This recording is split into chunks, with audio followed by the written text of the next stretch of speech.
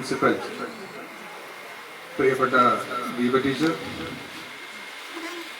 എനിക്ക് ഏറ്റവും പ്രിയപ്പെട്ട ജയകുമാർ സാർ,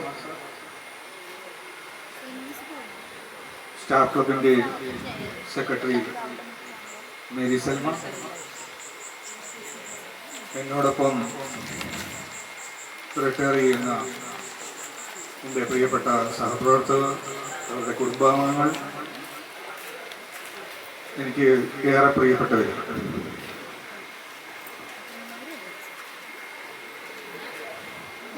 ഇവിടെ ഈ സ്റ്റേജിൽ നിൽക്കുമ്പോൾ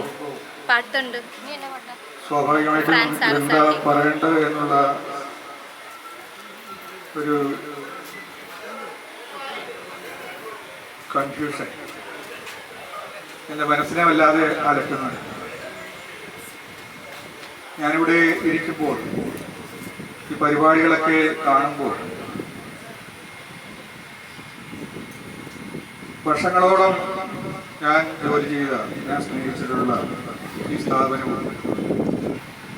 സ്ഥാപനത്തിലെ നിങ്ങൾ ഓരോരുത്തരും നിങ്ങളുമായി പങ്കുവച്ചിട്ടുള്ള നിമിഷങ്ങൾ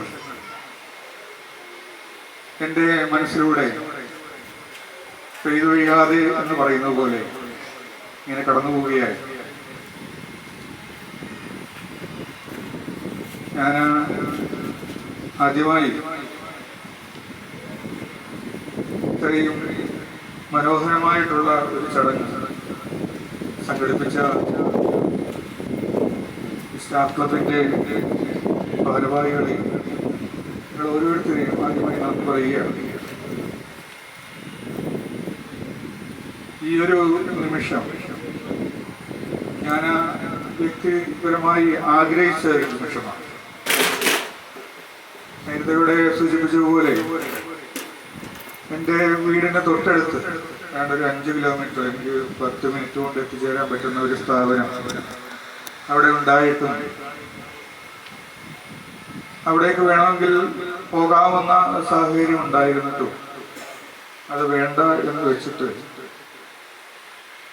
ഈ സ്ഥാപനത്തിൽ ഇതേപോലെ ഒരു വേദി നിങ്ങൾ തരുന്ന സ്നേഹാദരവ് ഏറ്റുവാങ്ങി ഔദ്യോഗിക ജീവിതത്തിൽ നിന്നും പടിയിറങ്ങണമെന്ന് ആത്മാർത്ഥമായിട്ട് ആഗ്രഹിച്ചതുകൊണ്ടാണ് ഞാൻ ഇന്നിവിടെ നിൽക്കുന്നതും എനിക്ക് നിങ്ങളോട് സംസാരിക്കാനും നിങ്ങളുമായി സ്നേഹാദരവ് ഏറ്റുവാങ്ങാനും കഴിയുന്നത്. അത് മറ്റെന്തിനേക്കാളും വിലമതിക്കുന്ന അമൂല്യമായ ഒരു സ്വത്തായി എന്നും എൻ്റെ ഹൃദയത്തിലുണ്ടാകും. ഞാൻ ഔദ്യോഗിക ജീവിതം ഞാൻ ആദ്യം പോളിടെക്നിക്കിലല്ല തുടങ്ങിയത്.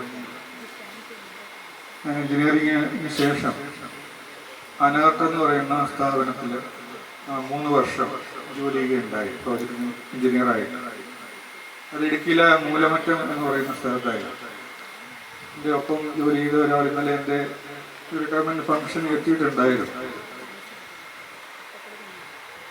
അപ്പോൾ അന്ന് ഇവിടെ ജോലി ചെയ്യുന്ന ഒരു സമയത്താണ് PSCയിലെ ഇങ്ങനെ ഒരു അഡ്വർടൈസ്മെൻറ്റ് പേപ്പറിൽ വന്നപ്പോൾ വീട്ടിൽ നിന്നും അച്ഛൻ വിളിച്ച് പറഞ്ഞു, ഇങ്ങനെ ഒരു അഡ്വർടൈസ്മെൻറ്റ് വേണ്ട, നീ ഒന്ന് അപ്ലൈ ചെയ്യണം. അങ്ങനെ അപ്ലൈ ചെയ്തു. ആ സമയത്ത് ഇൻ്റർവ്യൂ, വർക്ക് ചെയ്യുമ്പോൾ തന്നെ ടെസ്റ്റ് ഇൻ്റർവ്യൂ ഒക്കെ നടന്നു. പിന്നീട് അപ്രതീക്ഷിതമായിട്ടാണ് എനിക്ക് എൻ്റെ PSCയുടെ അഡ്വൈസ് മെമ്മോ വരുന്നത്. അത് വന്നപ്പോൾ എനിക്ക് സ്വാഭാവികമായിട്ടും ഒരു കൺഫ്യൂഷനായിരുന്നു. കാരണം ഇടുക്കി പോലെയുള്ള ഒരു മലയോര ജില്ല, വളരെ രസകരമായ ഒരു ജോലി, ചെറുപ്പമാണ്. കാടുകളിലൊക്കെ പോയി അവിടെ സോളാർ പാനൽ വെച്ച് ലൈറ്റുകളൊക്കെ ഫിറ്റ് ചെയ്ത് കൊടുക്കുന്ന, ആദിവാസി കോളനികളിലൊക്കെ പോയി അവിടെ കഴിഞ്ഞ് അങ്ങനെയൊക്കെ ചെയ്യുന്ന ഒരു ജോലി. ശരിക്കും ആഘോഷപൂർവ്വം ഇങ്ങനെ കടന്നു പോകുമ്പോഴാണ് ഇങ്ങനെ ഒരു അഡ്വൈസ് മെമ്മോ വരുന്നത്. എൻ്റെ മനസ്സിൽ ഞാൻ തുടർന്ന് പോകുന്ന ജോലി തന്നെ കണ്ടിന്യൂ ചെയ്യണം എന്നുള്ളതായിരുന്നു. എന്നാൽ അച്ഛൻ്റെയും അമ്മയുടെയും നിർബന്ധപ്രകാരം എൻ്റെ ഏക മകൻ എന്നുള്ള നിലയിൽ ഒരു ലെക്ചറർ അല്ലെങ്കിൽ ഒരു അധ്യാപകനാകുമ്പോൾ ഉള്ള ആയിട്ടുള്ള കൂട്ടായ്മ. ഞാൻ ഒരിക്കൽ പോലും അല്ലാത്ത ഒരു കാര്യത്തിന് ഒരിക്കൽ പോലും കൂട്ടുനിന്നിട്ടില്ല. അതൊരിക്കലും എനിക്കത് അക്സെപ്റ്റ് ചെയ്യാൻ പറ്റില്ല. അപ്പം അങ്ങനെയുള്ള ഒരു കൂട്ടായ്മയ്ക്ക് ശക്തമായ ഒരു നേതൃത്വം അവിടെ ഉണ്ടായിരുന്നു എന്നുള്ളത് കൊണ്ട് എനിക്കതിലേക്ക് കൂടുതൽ എനിക്ക് പ്രവർത്തിക്കുക എന്നുള്ളതേ ഉള്ളൂ. അതിൻ്റെ കാര്യങ്ങൾ അതിൻ്റെ നേതൃത്വം വഹിക്കാൻ ഒരാളുണ്ട് എന്നുള്ളൊരു തോന്നൽ എൻ്റെ മനസ്സിലുണ്ടായിരുന്നു. സാറ് അപ്രതീക്ഷിതമായിട്ട് ഇവിടുന്ന് ചാർജ് വിട്ടു പോകുമ്പോൾ ഞാൻ ആ ചാർജ് ഏറ്റെടുക്കുമ്പോൾ സത്യം പറഞ്ഞാൽ അന്ന് ഞാൻ വളരെ ദുഃഖത്തോടു കൂടിയാണ് സാറിൻ്റെ ചാർജ് ഏറ്റെടുക്കാൻ ഒരു 6 മണി 7 മണിയാകുമ്പോൾ ഇവിടുന്ന് വീട്ടിലേക്ക് പോകുന്നത്. കാരണം സാറിൻ്റെ ഒരു ആബ്സെൻസ് എന്ന് പറയുന്നത് വളരെ ബുദ്ധിമുട്ടുണ്ടാക്കും. അതുപോലെ തന്നെ ഈ സ്ഥാപനത്തിൽ അന്ന് നിലനിന്ന് പോരുന്ന ആ ഒരു സംവിധാനം, ആ ഒരു അന്തരീക്ഷം സാറ് തിരിച്ചു വരുമ്പോൾ കൊടുക്കണം. അല്ലെങ്കിൽ സാറ് കുറച്ചുനാൾ കഴിയുമ്പോൾ ഏതായാലും ഇവിടെ തിരിച്ചു വരും, അത് തിരിച്ചു നൽകണം എന്നുള്ള ഒരു വളരെ അമിതമായിട്ടുള്ള ഒരു ആഗ്രഹം അതെൻ്റെ മനസ്സിലുണ്ടായിരുന്നു. ഞാനിവിടെ സ്റ്റാഫ് മീറ്റിംഗ് അന്ന് പ്രിൻസിപ്പലിനായിട്ട് ജോയിൻ ചെയ്തതിന് ശേഷം, ചാർജ് എടുത്തതിന് ശേഷം വിളിച്ചു കൂട്ടിയ സ്റ്റാഫ് മീറ്റിങ്ങിൽ ഞാനത് ആദ്യമേ പറയുകയുണ്ടായി. ഞാൻ ഈ സ്ഥാപനത്തിൽ പ്രിൻസിപ്പലായിട്ട് ചാർജ് എടുക്കുമ്പോൾ എൻ്റെ മനസ്സിലുള്ള ഒരു ചിന്ത, എൻ്റെ നയം ഇതാണ്. കാരണം സാറിൻ്റെ തന്നെ തിരിച്ചു പോകുമ്പോൾ ഞാൻ പറഞ്ഞൊരു വാക്കുണ്ട്, ഈ സ്ഥാപനം സാർ തന്ന പോലെ തന്നെ തിരിച്ചു നൽകാം എന്ന്. ആ വാക്ക് അന്വർത്ഥമാക്കുവാൻ നിങ്ങളുടെയും കൂടെ സഹായവും സഹകരണവും എനിക്കുണ്ടാകണം എന്ന് അഭ്യർത്ഥിച്ചുകൊണ്ടാണ് ഞാൻ അന്ന് ചാർജ് ഏറ്റെടുത്തത്. അതെല്ലാവരും എന്നോടുള്ള ആ ഒരു സഹകരണം, ആ സമയങ്ങൾ എന്ന് പറയുന്നത് നമ്മുടെ ഈ സ്ഥാപനത്തെ അല്ലെങ്കിൽ ലോകത്തെ സംബന്ധിച്ചിടത്തോളം ഏറ്റവും പ്രധാനപ്പെട്ട വളരെ ദുഷ്കരമായ ഒരു പീരീഡായിരുന്നു. കോവിഡുമായിട്ട് ബന്ധപ്പെട്ട് സാറ് പോയി കുറേ നാൾ കഴിയുമ്പോഴാണ് കോവിഡിൻ്റെ ഈ പ്രശ്നങ്ങളിലേക്ക് വരുന്നത്.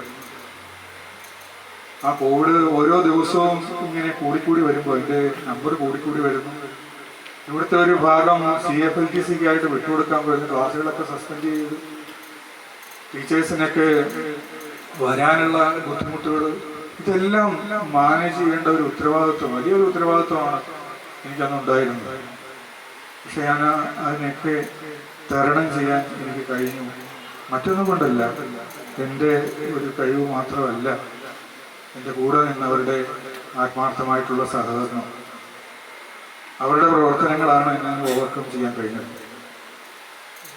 ഞാൻ ഓർക്കുന്നു, ഞാനിവിടെ എത്തണമെന്നുണ്ടെങ്കിൽ എൻ്റെ വീട്ടിൽ നിന്നും കാർ ഓടിച്ചാണ് വരുന്നത്. ഞാൻ ഈ സ്ഥാപനത്തിൽ എത്തണമെങ്കിൽ തന്നെ പലയിടത്തും എൻ്റെ ഐഡൻറ്റി കാർഡ് കാണിച്ചിട്ടാണ് ഇവിടെ എത്തുന്നത്. എത്താതിരിക്കാൻ പറ്റാത്ത സാഹചര്യം. കാരണം ബാക്കിയുള്ള സ്റ്റാഫൊക്കെ വന്നിരിക്കുമ്പോൾ ഞാൻ വരാതിരിക്കുക.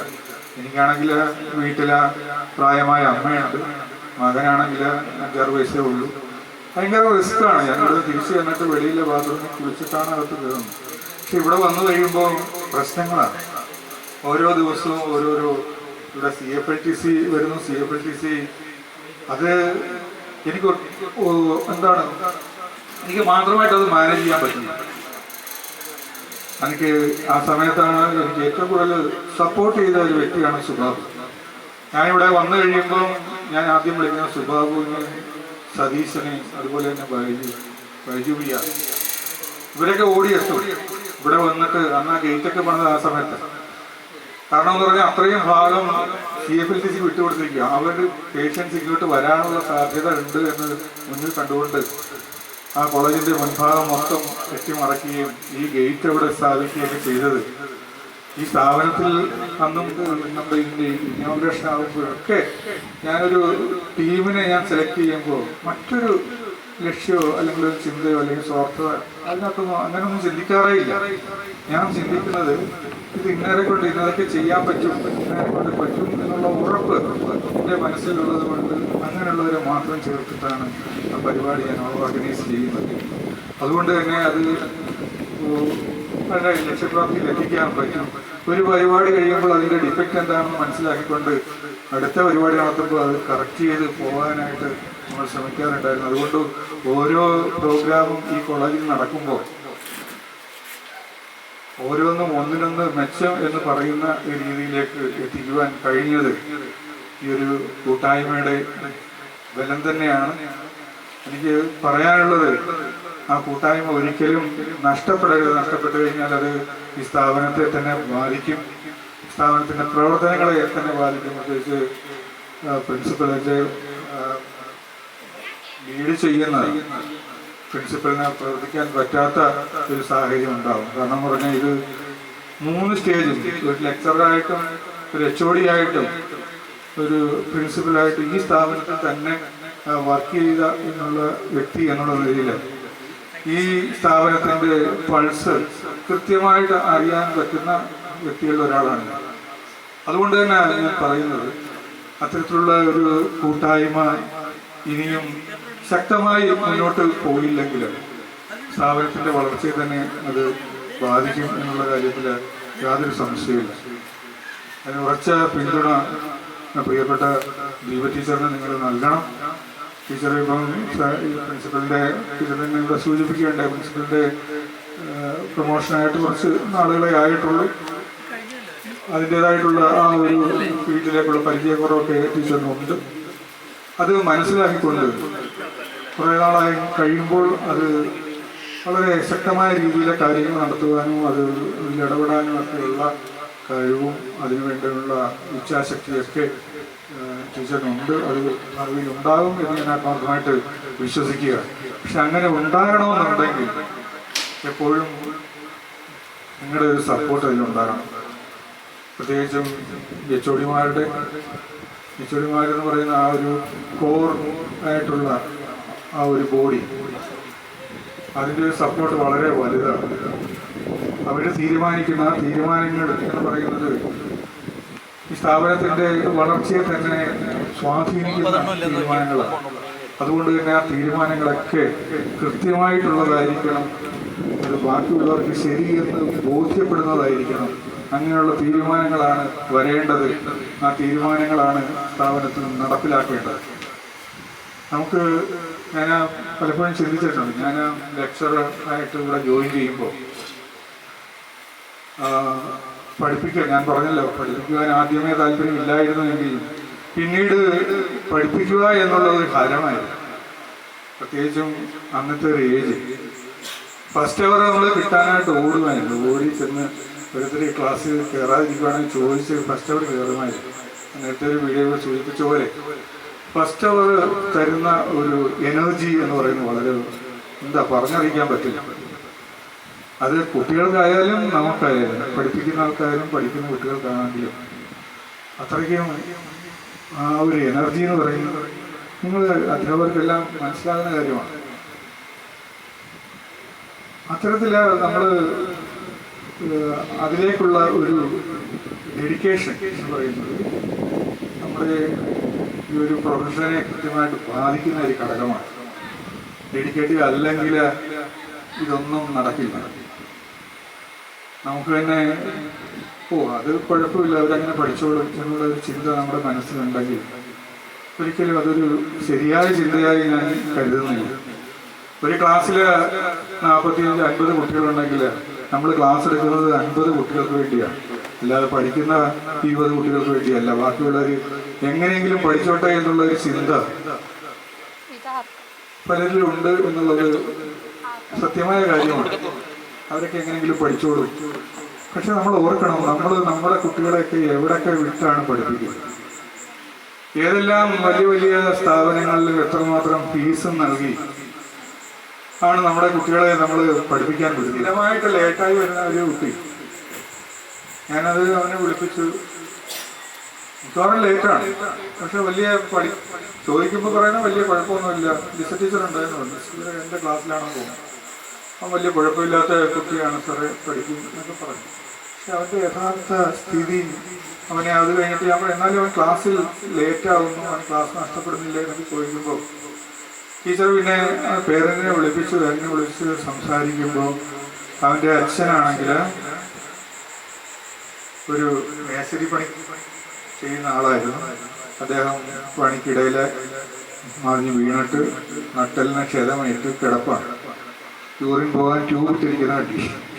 അമ്മയാണെങ്കിൽ ബ്രസ്റ്റ് ക്യാൻസറാണ്, കോട്ടയം മെഡിക്കൽ കോളേജിൽ ട്രീറ്റ്മെൻറ്റിലാണ്. അപ്പം അങ്ങനെയുള്ള ഒരു കുട്ടി രാവിലെ അടുത്തുള്ള ടി വി റിപ്പയർ ചെയ്യുന്ന കടയിൽ പോയി എന്തെങ്കിലും വർക്കുണ്ടെങ്കിൽ അതൊക്കെ ചെയ്തു കൊടുക്കും. മിടുക്കനാണ്. എടുത്തിട്ടാണ് ഇവിടെ പഠിക്കാൻ വരുന്നത്. സത്യം പറഞ്ഞാൽ നമുക്ക് വളരെ അനുകമ്പ തോന്നുന്ന കാര്യങ്ങളാണ്. പക്ഷെ അവനിപ്പം എറണാകുളത്തെ നെസ്റ്റ് എന്ന് പറയുന്ന കമ്പനിയിലെ എഞ്ചിനീയറാണ്. 25,000 ഇപ്പോഴും കിട്ടുന്നുണ്ട്. കഴിഞ്ഞ പ്രാവശ്യം അവന് BSSCയിലെ ടെസ്റ്റ് ക്വാളിഫൈ ചെയ്താണ്, ഇന്റർവ്യൂവില് കിട്ടാതെ വന്നു. അതൊരു കാര്യം. അതുപോലെ തന്നെ വീടില്ലാത്ത കുട്ടികൾ, ഒരു കുട്ടിയെ നമ്മൾ എന്താണ് ഒരു വീട് വാടകയ്ക്ക് എടുത്ത് 1.5 വർഷം അങ്ങനെ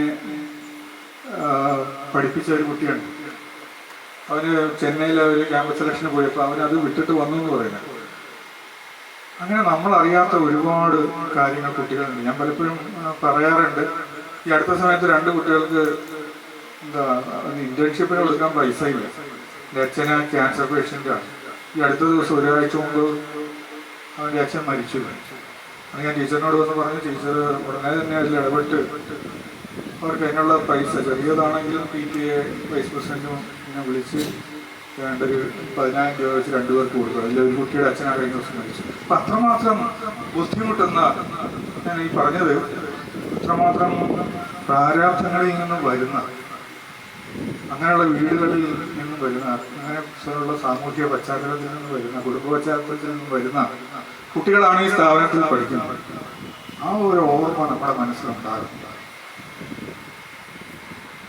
അങ്ങനെയുള്ള കുട്ടികളെ പഠിപ്പിക്കുമ്പോൾ നമ്മുടെ കുട്ടികൾ എന്ന പോലെ തന്നെ അവരെ കരുതുകയും, നമ്മൾ എന്തിനാ ജോലി ചെയ്യുന്നത്?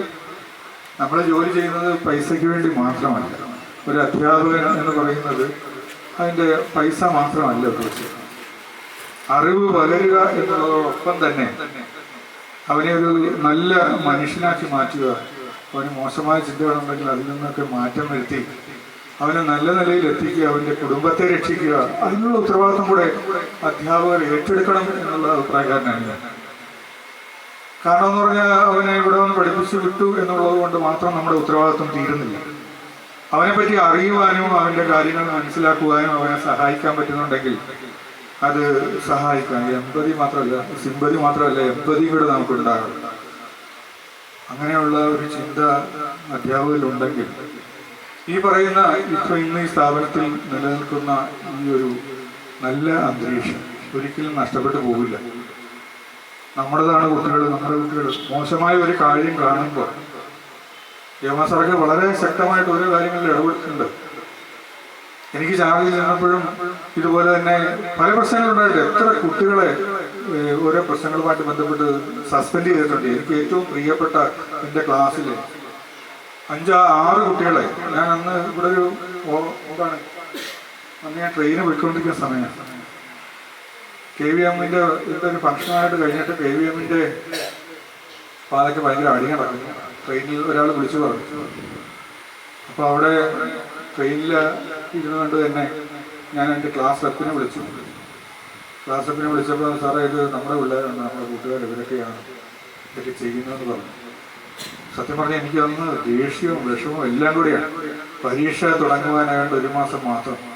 നടപടി എടുക്കാതിരിക്കാൻ പറ്റില്ല. കാരണം നടപടി എടുത്തില്ലെങ്കിൽ അത് ബാക്കിയുള്ളവർക്ക് അതൊരു കീഴ്വഴക്കമായിട്ട് മാറും. പിറ്റേ ദിവസം രാവിലെ വന്ന് ഞാൻ റെപ്പിനെ വിളിച്ചിട്ട് ആരൊക്കെയാണ് എൻ്റെ മനസ്സിൽ ആ ക്ലാസ്സിൽ ഏറ്റവും ഞാൻ ഇഷ്ടപ്പെടുന്ന ഒരു കുട്ടി ഉണ്ടായിരുന്നു, അനന്തു പ്രകാശ്. വളരെ ബ്രില്യൻ്റ് ആയിട്ടുള്ള ഒരു കുട്ടി. അവനിപ്പോൾ ഒരു ഗവൺമെൻറ് സർവീസ് കിട്ടിയിട്ടുണ്ട്. അവൻ്റെ പേരുണ്ടാകില്ലേ എന്ന് പ്രാർത്ഥിച്ചുകൊണ്ടാണ് ഞാൻ ക്യാമ്പസിലേക്ക് വരുന്നത്. ആ പറയുന്ന ആ സ്റ്റെയറിൻ്റെ അവിടെ വെച്ച് ഞാൻ അന്തരീക്ഷനോട് വളരെ പഠിച്ചിരുന്ന ഒരു കുട്ടി. ആ പ്രശ്നമാണ് 3 തവണ സസ്പെൻഡ് ചെയ്തത്. സാറ് ഉള്ളപ്പോഴും ഞാനുള്ളപ്പോഴും ഒക്കെ സസ്പെൻഷൻ കൊടുത്ത കുട്ടിയാണ്. അവനെ കഴിഞ്ഞ ഒരു 2 ആഴ്ച കുറച്ച് ദിവസം മുമ്പ് ഞാനിവിടെ നിൽക്കുമ്പോൾ എൻ്റെ അടുത്ത് വന്നിട്ട് പറഞ്ഞു, അവനിപ്പം പേപ്പറൊക്കെ ഉണ്ട് എങ്കിൽ പോലും എറണാകുളത്ത് ഒരു പ്രൈവറ്റ് വർക്ക് ചെയ്യുകയാണ്. ഇലക്ട്രോണിക്സുമായിട്ട് ബന്ധപ്പെട്ട ഒരു സ്ഥാപനത്തിൽ ബാക്ക് പേപ്പർ ഉണ്ടെങ്കിലും അത് കെട്ടി ജോലി അങ്ങനെ പ്രവേശിക്കാമല്ലോ. അങ്ങനെയുള്ള ഒരു സ്ഥാപനത്തിൽ വർക്ക് ചെയ്യുക.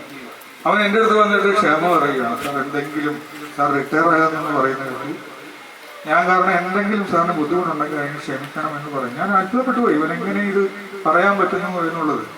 ക്യാൻറ്റീനിൽ വെച്ചൊക്കെ സാറന്മാരെ വീട് വേളം ഉണ്ടാക്കി മൊബൈലൊക്കെ എടുത്ത് താഴെ അടിച്ച് ആ ദേവരായനുമായിട്ടൊക്കെ വലിയ പ്രശ്നങ്ങളുണ്ടായ ഒരു കുട്ടിയാണ്. പലതവണ വേദന വിളിച്ചു ഭയങ്കര പ്രശ്നങ്ങൾ ഉണ്ടാക്കിയ കുട്ടി. അവനത് റിയലൈസ് ചെയ്യുന്നു. അന്ന് നമ്മൾ ഒന്നും ചെയ്യാതെ വിട്ടിരുന്നെങ്കിലോ അവൻ അതിൻ്റെ അടുത്ത ഇവിടെ കാണിക്കുമെന്നുള്ള കാര്യത്തിൽ യാതൊരു സംശയമില്ല, ഉറപ്പാണ്.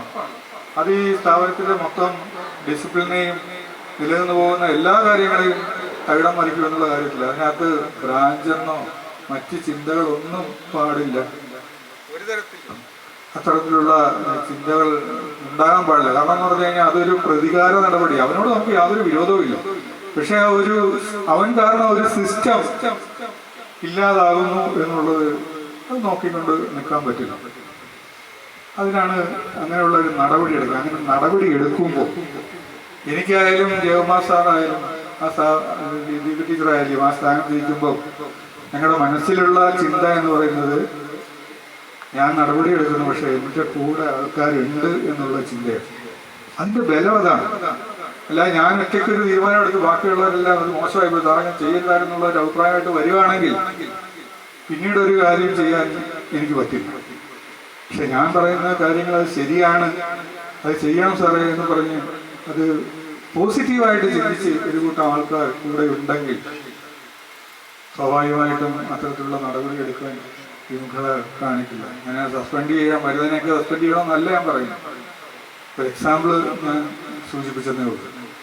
അത്തരത്തില് വളരെ കാര്യങ്ങൾ ഈ സ്ഥാപനത്തെ സംബന്ധിച്ചിടത്തോളം എൻ്റെ മനസ്സിലൂടെ കടന്നു പോവുകയാണ്. കോവിഡ്, അതുപോലെ തന്നെ ഈ പറയുന്ന ഒരുപാട് ഫംഗ്ഷനുകൾ, അതുപോലെ തന്നെ ഈ 2 ബിൽഡിങ്ങുകൾ. അന്ന് 2000-ൽ ഞാൻ വരുമ്പോൾ നിങ്ങളൊക്കെ കാണുന്ന, നിങ്ങളൊക്കെ ഓരോരുത്തരും വരുമ്പോൾ കാണുന്ന ഒരു അറ്റ്മോസ്ഫിയറേ അല്ല ചേർത്തല പോളിടെക്നിക്. നമുക്ക് മെക്കാനിക്കൽ ബ്ലോക്ക് കിട്ടണമെന്ന് വളരെ ആത്മാർത്ഥമായിട്ട് ആഗ്രഹിക്കുകയും അതിനുവേണ്ടി പ്രവർത്തിക്കുകയും ചെയ്തിട്ടുള്ള ഒരു വ്യക്തിയാണ് ഞാൻ. പക്ഷെ അതും കൂടെ എനിക്ക് സാധിച്ച് അത് കിട്ടണമേ എന്ന് ആഗ്രഹിച്ചതാണ്, അത് നടന്നില്ല. പക്ഷേ ഈ ഒരു സ്ട്രക്ചർ, ഈ ഒരു ആംബിയൻസ് എന്ന് പറയുന്നത് ഒരിടത്തും കിട്ടില്ല. കാരണം ഇത് പുറമേ ഉള്ള ആംബിയൻസ് മാത്രമല്ല, ഈ സ്ഥാപനത്തിൽ വർക്ക് ചെയ്യുന്നവരുടെ മനസ്സിൽ ഇത്രയും മനോഹരമായിട്ടുള്ള ഒരു ആംബിയൻസ് ഈ സ്ഥാപനത്തിനുള്ളിലും നിലനിൽക്കുന്നു എന്നുള്ളത് വളരെ സന്തോഷകരമായ ഒരു കാര്യം തന്നെയാണ്. ഇവിടെ ഓരോ കാര്യങ്ങളും പേരെടുത്ത് പറയുകയാണെങ്കിൽ PTA പ്രവർത്തനങ്ങൾ വളരെ ശ്ലാഘനീയമാണ്. PTA കമ്മിറ്റി എന്ന് പറയുന്നത് മറ്റ് സ്ഥാപനങ്ങളിൽ ഞാൻ പലരും ശ്രദ്ധിച്ചിട്ടുണ്ട്, PTA-യും പ്രിൻസിപ്പൽമാരുമായിട്ട് വഴക്കാണ്, അല്ലെങ്കിൽ സ്റ്റാഫുമായിട്ട് വഴക്കാണ്. അങ്ങനെയൊക്കെ ഒരുപാട് സ്ഥാപനങ്ങളുണ്ട്. പക്ഷെ ഇവിടെ അങ്ങനെയുള്ള പ്രശ്നം ഉണ്ടായിട്ടില്ല. അതുപോലെ NSS-ന്റെ പ്രവർത്തനങ്ങൾ എനിക്ക് സത്യം പറഞ്ഞാൽ ഒരു നഷ്ടബോധമുള്ള ഒരു കാര്യമാണ്. ഇവിടെ വെള്ളപ്പൊക്കം ഉണ്ടായ സന്ദർഭം, ആ വെള്ളപ്പൊക്കം ഉണ്ടായ സന്ദർഭത്തിൽ മൺകൊമ്പ്, കുട്ടനാട് ഭാഗങ്ങളിലൊക്കെ വീടുകളിൽ വെള്ളം കയറിയപ്പോൾ എനിക്കന്ന് സുഖമില്ലാതെ കിടക്കുകയായിരുന്നു. ഒരു ദിവസം പോലും അക്കമ്പനി ചെയ്യാൻ പറ്റിയില്ല. ജോമാസാറിന്റെ നേതൃത്വത്തിൽ അന്ന് ബൈജുവിന്റെ നേതൃത്വത്തിൽ ആ പ്രവർത്തനങ്ങളൊക്കെ ഇവിടെ നടക്കുമ്പോൾ ഒരു ദിവസം പോലും അതിനകത്ത് ജോയിൻ ചെയ്യാൻ പറ്റിയില്ല, പങ്കെടുക്കാൻ പറ്റിയില്ല എന്നുള്ളൊരു നഷ്ടബോധം ഇപ്പോഴും എൻ്റെ മനസ്സിലുണ്ട്. അവിടെയൊക്കെ ചെന്ന് ഈ വീടുകളിലൊക്കെ കയറി വെള്ളം കയറി മോശമായി കിടന്ന വീടുകളൊക്കെ വൃത്തിയാക്കി, സാറിൻ്റെയൊക്കെ ഇവിടെയൊക്കെ ഫോട്ടോ കാണാൻ കക്കൂസിനൊക്കെ ഇറങ്ങി വരുന്ന പടങ്ങളൊക്കെ അന്ന് കാണാമായിരുന്നു. അത്തരത്തിലൊക്കെ വളരെ അർപ്പണബോധത്തോടുകൂടി സമൂഹത്തിന് വേണ്ടി, അതുപോലെ തന്നെ ഹോസ്പിറ്റൽ ക്ലീനിങ്ങുമായിട്ട് ബന്ധപ്പെട്ട പരിപാടികൾ, അങ്ങനെ ഒരുപാട് പ്രവർത്തനങ്ങൾ NSS-ന്റെ നേതൃത്വത്തിൽ ഈ സ്ഥാപനത്തിൽ നടക്കുന്നുണ്ട്. വളരെയേറെ മനസ്സിലാകുന്നുള്ള ഒരു അഭ്യർത്ഥന കൂടി ഈ സന്ദർഭത്തിൽ ഞാൻ നിങ്ങളുടെ മുന്നിലേക്ക് വെക്കുകയാണ്. എന്നോടൊപ്പം ഇവിടെ നിന്നും പിരിഞ്ഞു പോകുന്ന ഓരോരുത്തരും ഈ സ്ഥാപനത്തിന് ചെയ്തിട്ടുള്ള സംഭാവനകൾ വളരെ വലുതാണ്. ലേഖ ടീച്ചർ ഏറ്റവും കൂടുതൽ ഈ സ്ഥാപനത്തിൽ വർക്ക് ചെയ്തിട്ടുള്ള ലേഖ ടീച്ചറാണ്. ടീച്ചറിനെ സംബന്ധിച്ച് പറയുകയാണെങ്കിൽ എന്നെ വ്യക്തിപരമായിട്ട് ഞാനൊരു സിസ്റ്ററിനെ പോലെ കരുതുന്ന ഒരു വ്യക്തിയാണ്. വർഷങ്ങൾക്ക് മുമ്പുള്ള പരിചയമാണ്. ഇവിടെ വന്ന് ഞാൻ ജോലി ചെയ്യുമ്പോൾ അന്ന് മുതൽ ഇന്ന് വരെ ഒരേപോലെ ആ സ്നേഹബന്ധം നിലനിർത്തി പോകുന്ന ഒരു വ്യക്തിത്വമാണ് ലേഖ ടീച്ചർ. അത് ടീച്ചറെ വ്യക്തിപരമായിട്ടും കുടുംബപരമായിട്ടും എല്ലാം ആ ഒരു അടുപ്പം ഇപ്പോഴും നിലനിന്ന് പോകുന്നു. അത് ടീച്ചറിനെ ഞാൻ പല കാര്യങ്ങൾ ഇവിടെ പ്രധാനപ്പെട്ട പല കാര്യങ്ങൾ നടക്കുമ്പോൾ ഉത്തരവാദിത്തപ്പെട്ട കാര്യങ്ങൾ ടീച്ചറിനെ തന്നെ കേൾപ്പിക്കാറുണ്ട്. എൻ്റെ കാരണം എന്ന് പറഞ്ഞാൽ അതൊരു വിശ്വാസ്യതയാണ്. അത് എങ്ങനെയും അത് നല്ലതായി നടക്കും എന്നുള്ള ഒരു വിശ്വാസമാണ്. ടീച്ചറിനെ പറ്റി ഉത്തരവാദിത്തത്തോടെ ചെയ്യും എന്നുള്ളൊരു ഉറപ്പാണ്, മനസ്സിലുള്ള ഉറപ്പാണ്. അതുപോലെ ബൈജു ഈ സ്ഥാപനത്തിലെ എല്ലാം നിറഞ്ഞു നിന്ന ഒരു വ്യക്തിത്വമാണ്. എന്തെങ്കിലും കാര്യമുണ്ടെങ്കിൽ ആദ്യം എൻ്റെ മനസ്സിലേക്ക് വരുന്ന പേര് ബൈജുവിൻ്റെ കാര്യം എന്ന് പറഞ്ഞു കഴിഞ്ഞാൽ അത് ഉറപ്പായിട്ടും അത് ചെയ്യാൻ പറ്റുന്ന, അതിന് ആത്മാർത്ഥതയോടെ അത് ചെയ്യുന്ന, അത് അതിൻ്റെ കോൺസിക്വൻസ് എന്തൊക്കെയാണെങ്കിലും ശരിയാണെങ്കിലും അത് കറക്റ്റ് ചെയ്യാൻ പറ്റുന്നൊരു വ്യക്തിയാണ്. അദ്ദേഹത്തോടൊക്കെ ഒന്നിച്ച് വർക്ക് ചെയ്യാൻ ചെയ്ത് പരിചയപ്പെടാനും അങ്ങനെ എൻ്റെ ഒരു അടുത്ത സുഹൃത്തു കൂടി ആകാൻ കഴിഞ്ഞത് ഒരു ഭാഗ്യമായിട്ട് ഞാൻ കരുതുകയാണ്. ഇങ്ങനെയുള്ള ആൾക്കാരൊക്കെ കുറവാണ്. അപ്പം അത്തരത്തിൽ വളരെ സൗമ്യനായി എല്ലാവരെയും ചിരിച്ച് എല്ലാവരുടെയും കാര്യങ്ങളിലൊക്കെ ഇടപെട്ട് പോകുന്ന ഒരു വ്യക്തിത്വം. ഈ സ്ഥാപനത്തിന് വേണ്ടി PTA സെക്രട്ടറി ആയിട്ടും NSSൻ്റെ പ്രോഗ്രാം കോർഡിനേറ്ററായിട്ടും ഏൽപ്പിക്കുന്ന ജോലി മെനഞ്ഞാന്ന് ഇവിടെ നടന്ന ഈ ഫംഗ്ഷൻ, ഈ പന്തലും ഈ ഫുഡും എല്ലാം അറേഞ്ച് ചെയ്തത് ബൈജുവാണ്. എത്ര മനോഹരമായിട്ടുള്ള നമ്മുടെ എൻ്റെ മനസ്സിലുണ്ടായിരുന്ന ആ കാര്യങ്ങൾ കൃത്യമായിട്ട് ഇംപ്ലിമെന്റ് ചെയ്യാൻ അദ്ദേഹത്തെ കൊണ്ട് കഴിഞ്ഞു എന്നുള്ളത് വളരെ സന്തോഷകരമായിട്ടുള്ള ഒരു കാര്യമാണ്. അപ്പം അദ്ദേഹത്തിൻ്റെ ഒരു അഭാവം സ്ഥാപനത്തെ ബാധിക്കുമെന്നുള്ള കാര്യത്തിൽ യാതൊരു സംശയമില്ല. അതുപോലെ എൻ്റെ പ്രിയപ്പെട്ട സുനിൽദാസ്, ഞങ്ങൾ ഒന്നിച്ച് കുറേ അധികം നാൾ ഇവിടെ വർക്ക് ചെയ്തിട്ടുണ്ട്. ഞങ്ങൾ ഒരു HOD അല്ലെങ്കിൽ ഒരു പ്രിൻസിപ്പൽ അല്ലെങ്കിൽ ഒരു ട്രേഡ് ഇൻസ്പെക്ടർ അല്ലെങ്കിൽ ഒരു ഡെമോൺസ്ട്രേറ്റർ അങ്ങനെയുള്ള ഒരു ഹയറാർക്കി ഉണ്ടായിട്ടില്ല. ഒരിക്കലും ഞങ്ങളുടെ ഡെസിഗ്നേഷൻ ഞങ്ങളുടെ സൗഹൃദത്തെ ഒരിക്കലും ബാധിച്ചിട്ടില്ല. വളരെ തമാശകളൊക്കെ പറഞ്ഞ് സന്തോഷപൂർവ്വം ആ ഒരു കാലഘട്ടം എന്ന് പറയുന്നത് ഒരിക്കലും എനിക്ക് മറക്കാൻ പറ്റില്ല. ഇങ്ങനെയുള്ള ആൾക്കാരുമായിട്ട് ഒന്നിച്ച് ജോലി ചെയ്യാൻ കഴിഞ്ഞ ഒരു കാലഘട്ടം. അതുപോലെ സുബാബു, ഞാൻ നേരത്തെ സൂചിപ്പിച്ചല്ലോ, ഒരു കാര്യം അത് ഏൽപ്പിച്ചാൽ അതിനു വേണ്ടി എന്ത് സഹായം എന്ന് പറഞ്ഞു കഴിഞ്ഞാൽ ഞാൻ നേരത്തെ പറഞ്ഞ ആ ഒരു സപ്പോർട്ട് അത് വളരെ വലുതാണ്. ഇന്നത്തെ ആ ഒരു ഒറ്റ കാര്യം കൊണ്ട് തന്നെ ഞാൻ അദ്ദേഹത്തിനെ കൃത്യമായിട്ട് വളർന്നു. കാരണം ഇങ്ങോട്ട് വരാം, വീട്ടിലൊരു അമ്മയുണ്ട്, എൻ്റെ അതേ സ്റ്റേജിലുള്ള ഒരു സിറ്റുവേഷനാണ്. ആ അമ്മ വീട്ടിലുള്ളപ്പോൾ ഞാൻ വിളിക്കുമ്പോൾ ഇവിടേക്ക് ഓടി വരും, എല്ലാം മറന്നിട്ട്. കാരണം ഇവിടേക്ക് വരാൻ ആൾക്കാർക്ക് പേടിയാണ്. നമ്മൾ പലപ്പോഴും പലരെയും അതിൽ നിന്നും ദൂരെ നിന്ന് വരുന്നവരെയൊക്കെ ഒന്നിച്ച് വരാനൊക്കെയുള്ള അവസരം നൽകിയിട്ടുണ്ടായിരുന്നു. പക്ഷെ അത് പിന്നീട് എനിക്ക് തന്നെ അതൊരു ബുദ്ധിമുട്ടായിട്ട് മാറുന്ന സാഹചര്യമൊക്കെ പിന്നീട് ഉണ്ടായി. അതൊന്നും ഞാൻ അത് ചിന്തിക്കുന്നേയില്ല. കാര്യം അത് ജീവിതത്തിൻ്റെ ഒരു ഭാഗം എന്നുള്ളത് മാത്രം കരുതിയാൽ മതി. പിന്നീട് ഇവിടെ നിന്നും ഞാൻ വളരെ കുറച്ച് കാലം മാത്രം എന്നോടൊപ്പം ജോലി ചെയ്തിട്ടുള്ള വ്യക്തികളാണ് ആന്റണി ബാബു. ആന്റണി എന്ന് പറയുന്നത് ഞാൻ പ്രിൻസിപ്പലിന്റെ ചാർജ് ഇരിക്കുമ്പോൾ ഇവിടെ രസകരമായ ഒരു കാര്യം പലപ്പോഴും പറഞ്ഞിട്ടുണ്ട്. ഇവിടെ കുറച്ച് കസേരകളുടെ 1-2 കസേരയുടെ സ്ക്രൂ പോയി കിടക്കുന്നു. അപ്പം ഞാൻ പറഞ്ഞിങ്ങനെ വർക്ക്ഷോപ്പിൽ നിന്ന് ആരെയാ പുതുതായിട്ട് വന്ന ആളിനെ വിളിക്കാം, സുരേഷിനെ പറഞ്ഞു. സുരേഷ് പറഞ്ഞ് ആന്റണി വന്നിട്ട് സാർ അത് നേരെ വർക്ക്ഷോപ്പിലോട്ട് ആരുടെയെങ്കിലും കൊടുത്തു വിടാം. ഞാൻ പറഞ്ഞു 2 സ്ക്രൂ വെച്ചാൽ പോരെ. അല്ല, അത് അവിടോട്ട് കൊടുത്തു വിടും. ഞാൻ ശരി പറഞ്ഞു. ഞാൻ വിചാരിച്ചു എന്ത് മനുഷ്യനായി ഇങ്ങനെയൊക്കെ ചിന്തിക്കുമോ എന്നൊക്കെ ഞാൻ മനസ്സുകൊണ്ട് വിചാരിച്ചു. പക്ഷെ എന്താ സംഭവം, പുള്ളിയെ നേരത്തെ തന്നെ ആരോ പറഞ്ഞു വിട്ടിട്ടുണ്ട് ഇങ്ങനെ ഇവിടെ വന്ന് കൂടുതൽ ജോലി പൂർണ്ണമായിട്ടും ചെയ്യാൻ കേപ്പബിൾ ആയിട്ടുള്ള ഒരു വ്യക്തിത്വം അദ്ദേഹമാണ് ഇവിടെ ഒന്നും പടിയിറങ്ങുന്നത്. അതുപോലെ ബാബു, ഇവിടെ എല്ലാവരും പറഞ്ഞു തമാശകൾ. ഞാൻ പലപ്പോഴും ഇവിടെ നിന്ന് അങ്ങോട്ട് ചെല്ലുമ്പോൾ ഞാൻ രാവിലെ ഒന്നിങ്ങനെ കറങ്ങി എല്ലാ ഡിപ്പാർട്ട്മെന്റിലേക്ക് കയറി വരുമ്പോൾ വർക്ക്ഷോപ്പിൽ ചെല്ലുമ്പോൾ അദ്ദേഹം വേറൊരു ഡ്രസ്സൊക്കെ ഇട്ട് ലെയ്ത്തുമായിട്ട് മല്ലിടുക. അപ്പം ഞാൻ എൻ്റെ മനസ്സ് വരുന്നത് നമ്മുടെ വീടിനടുത്തൊക്കെ തടി മില്ലുകളുണ്ട്, ഈ തടി ഇറക്കാനുള്ളത്. അപ്പം ഞാൻ ചോദിക്കും പുള്ളിയുടെയൊക്കെ ഇന്ന് അറപ്പുണ്ടോ എന്ന് ചോദിക്കും. അപ്പോൾ അത്തരത്തിൽ വളരെ ഡെഡിക്കേറ്റഡ് ആയിട്ട് പിള്ളേരുടെ വിദ്യാർത്ഥികളുടെ മനസ്സിൽ സ്ഥാനം നേടിയ ഒരു അധ്യാപകനായിരുന്നു. ഞാൻ പലപ്പോഴും ശ്രദ്ധിച്ചിട്ടുണ്ട്. അത്തരത്തിൽ വളരെ ഡെഡിക്കേറ്റീവ് ആയിട്ടുള്ള ഒരു വ്യക്തിത്വം. അദ്ദേഹവും ഇവിടെ നിന്നും പടിയിറങ്ങി. പിന്നീട് പ്രിയപ്പെട്ട ഏഞ്ചൽ ടീച്ചർ.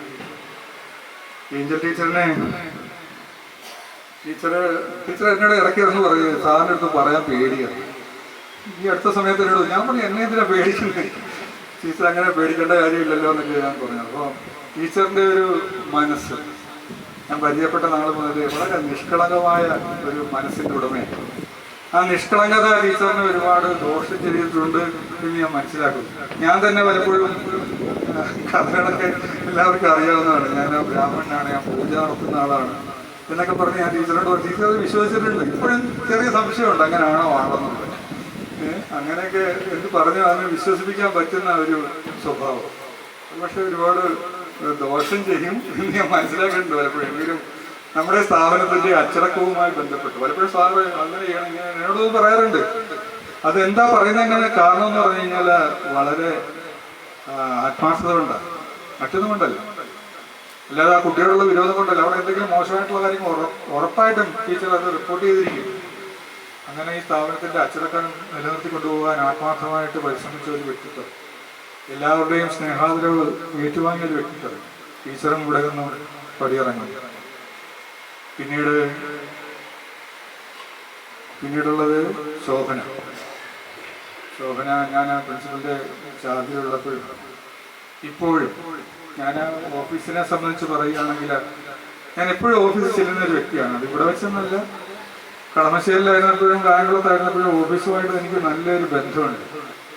വർഷങ്ങൾക്ക് മുമ്പ് ഞാൻ ഇവിടെ വർക്ക് ചെയ്യുമ്പോഴും ഓഫീസിൽ പിന്നെ ഇന്നലെ ഞാൻ വിളിച്ച പരിപാടിയിലൊക്കെ ഓഫീസിൽ നിന്ന് തന്നെ ഒരുപാട് ആൾക്കാരെ ഞാൻ വിളിക്കേണ്ടതായിട്ട് വന്നു. അതിൻ്റെ കാരണം അവരുമായിട്ടുള്ള അടുപ്പമാണ്. ഇവിടുത്തെ ഓഫീസ് എന്ന് പറയുന്ന ഒരു മാതൃകയാണ്, യാതൊരു സംശയമില്ല. ആ മാതൃകയാക്കുന്ന എൻ്റെ പ്രധാന ഒരു കണ്ണികളിൽ ഒരാളെന്ന് പറയുന്നത് ശോഭനയാണ്, യാതൊരു സംശയമില്ല. എന്ത് കാര്യങ്ങൾ അവിടെ ആ സീറ്റിൽ നിന്ന് എണീറ്റ് അങ്ങോട്ടും ഇങ്ങോട്ടും പോകുന്നത് ഞാൻ കണ്ടിട്ടില്ല. അത് തന്നെ ജയമാ സാർ ഇവിടെ സൂചിപ്പിച്ച പോലെ ഒരു വർക്ക് ചെയ്യണമെന്ന് പറഞ്ഞാൽ അവിടെ ഇരുന്നാൽ ചെയ്ത് തന്നിട്ട് സാറേ അത് ചെയ്ത് മതിയോ എന്നത് വിളിച്ചു പോയിക്കും.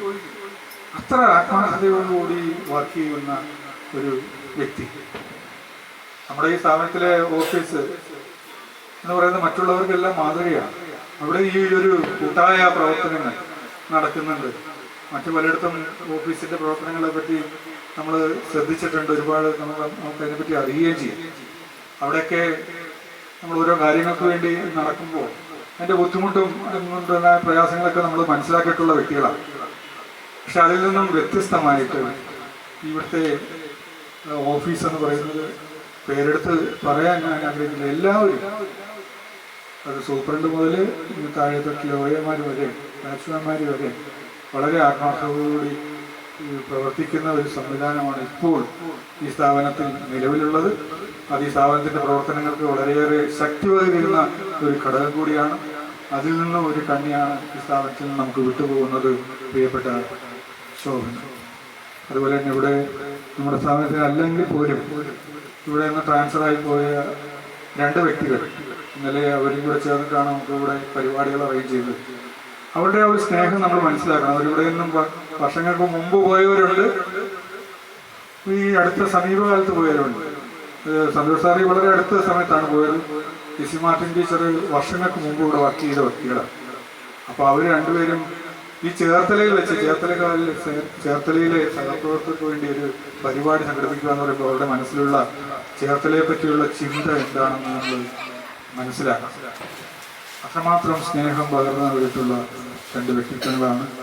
അത് 2 പേർക്കും ഞാൻ ആശംസകൾ നേരുന്നു.